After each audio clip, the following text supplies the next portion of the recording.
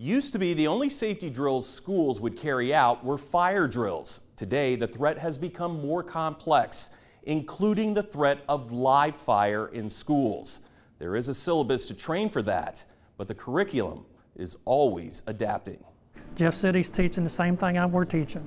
Clarksville's part of our team, they teach it. Charlestown's part of our team, they teach it. Before back to school. Again, I know this is new. It's a lot of stuff we're throwing at you. 2 weeks before the halls resound with laughter with commotion. We know which way we're going, correct? Class was in session. Any questions? Adult and continuing education. Somebody's been through the class already. At Riverside Elementary School, where Clark County Sheriff's deputies I can do a quick peek, nothing there. were the students learning life-saving tactics, Go. just in case the unimaginable Right. happens again. On you, go. Go. If it ever happens in this school district. The world has changed and there's more threats out there. Learning and adapting after every mass school shooting.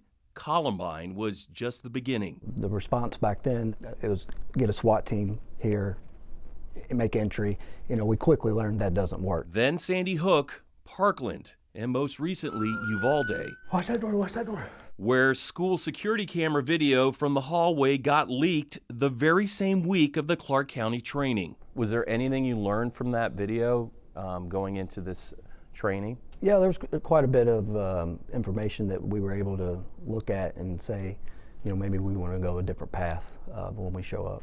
Primarily the timing, which was way off. We gotta get in there, he just keeps shooting. We gotta get in there.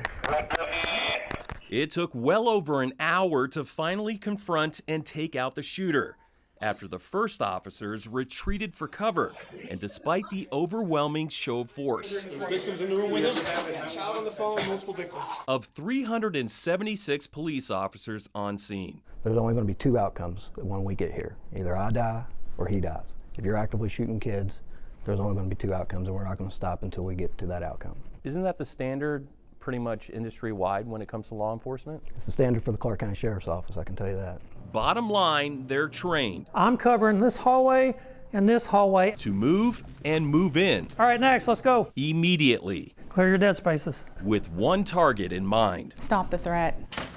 That, whether going in solo And go, get out of the way. or with backup, keep pushing forward, even in the face of fire, even if an officer's down. Every second could mean another life. If we stop to give medical attention to any child or teacher that was harmed, potentially more children or teachers could get harmed during the time that we take to stop to do so. As I'm doing my VTA, my threat assessment, This is required training of every deputy in Clark County, It's not just important, it's necessary. and doing it in actual classrooms in a controlled setting gives better perspective ahead of emergencies which can appear out of control. We're going to protect your kids at all costs. That's their pledge, a promise being made again after sadness so senseless closed out the last school year.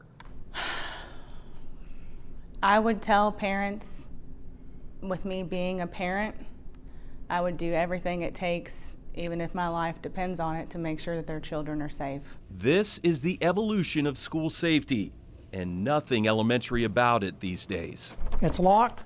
My next one is here. Therefore, this continuing education. It can happen anywhere. That's why we train, for the bad days. They're what works for the Special Forces guys. If it works for them, it's good enough for us.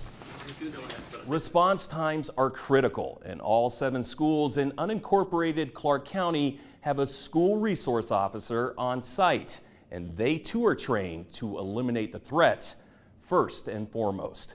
At Riverside Elementary School, I'm John Charlton, WHAS 11 on your side. If you have a story you want the Focus team to investigate, here's how to reach them. Send them an email, focus@WHAS11.com.